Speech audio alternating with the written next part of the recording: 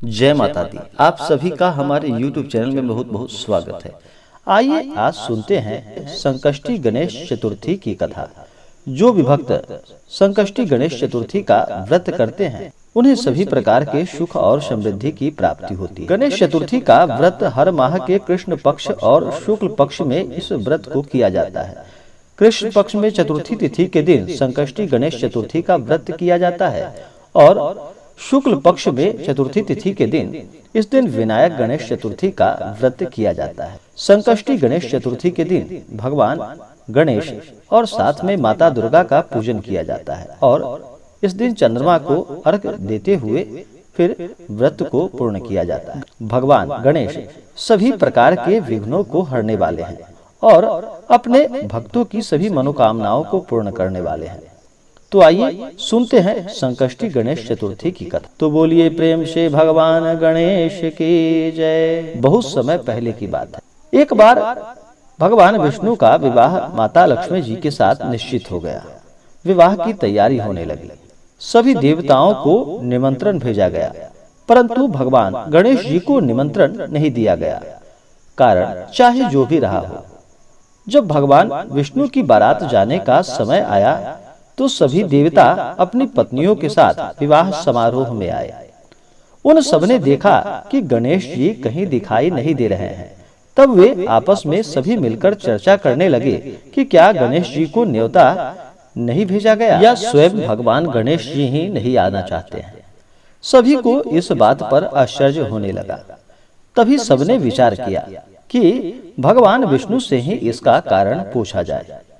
फिर भगवान विष्णु से पूछने पर उन्होंने कहा कि हमने गणेश जी के पिता भगवान भोलेनाथ महादेव को न्योता भेजा है। यदि गणेश जी अपने पिता के साथ आना चाहते हैं तो आ जाएं। अलग से न्योता देने की कोई आवश्यकता ही नहीं है। दूसरी बात यह है कि उनको 1.25 मन मूंग, 1.25 मन चावल, 1.25 मन घी और 1.25 मन लड्डू का भोजन दिन भर में चाहिए। यदि गणेश जी नहीं आएंगे तो कोई बात नहीं, दूसरे के घर जाकर इतना खाना पीना भी अच्छी बात नहीं है। इतनी वार्ता कर ही रहे थे कि किसी एक ने सुझाव दिया, यदि गणेश जी आ भी जाएं तो उनको द्वारपाल बनाकर बैठा दिया जाएगा। आप घर की याद रखना, ऐसा कहकर उन्हें बैठा दिया जाएगा।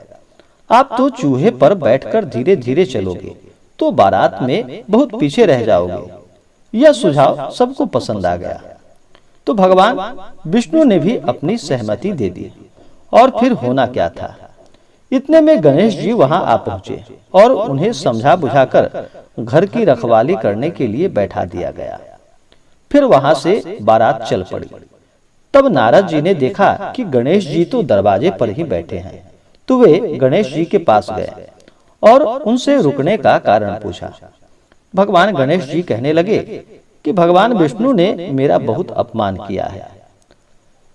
फिर नारद जी ने कहा कि आप अपनी मूषक सेना को आगे भेज दें, तो वह रास्ता आगे जाकर खोद देगी, जिससे उनके वाहन धरती में धंस जाएंगे।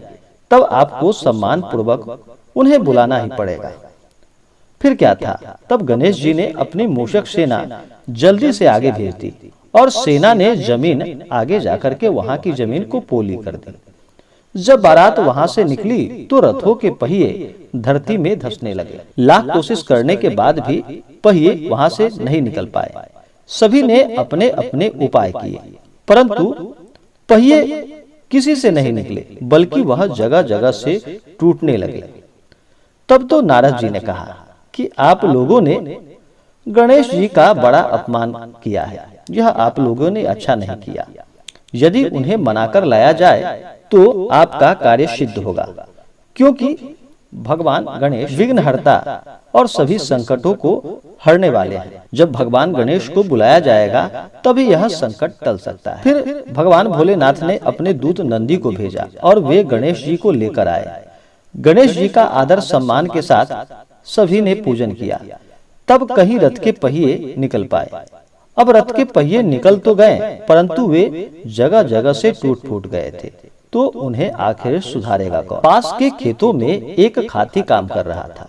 उसे बुलाया। खाती अपना कार्य करने से पहले श्री गणेशाय नमः ऐसा कहकर गणेश जी की वंदना मन ही मन करने लगा। और फिर क्या था, देखते ही देखते खाती ने सभी पहियों को ठीक कर दिया। तब खाती कहने लगा कि हे देवताओं, आपने सर्वप्रथम भगवान गणेश जी को नहीं मनाया होगा और ना ही उनकी पूजा की होगी, इसलिए तो आपके साथ यह संकट आया है। हम तो मूर्ख हैं, अज्ञानी हैं, फिर भी हम पहले गणेश जी को पूजते हैं, उनका ध्यान करते हैं, उनका पूरे विधि विधान के साथ पूजन कर उनसे प्रार्थना करते हैं। और आप लोग तो देवता गण हैं, फिर भी आप गणेश जी को कैसे भूल गए? अब आप लोग भगवान श्री गणेश जी की जय बोलकर यहाँ से निकले, तभी आपके कष्ट सब दूर हो जाएंगे और कोई संकट भी नहीं आएगा। ऐसा कहते हुए फिर वहां से बारात आगे की ओर चल दी और फिर भगवान विष्णु का माता लक्ष्मी के साथ विवाह संपन्न हो पाया और फिर सभी सकुशल अपने घर लौट आए।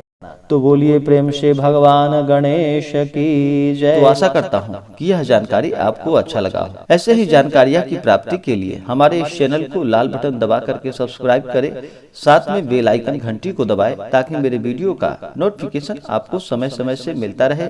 वीडियो को लाइक और शेयर करें। जय माता दी, धन्यवाद।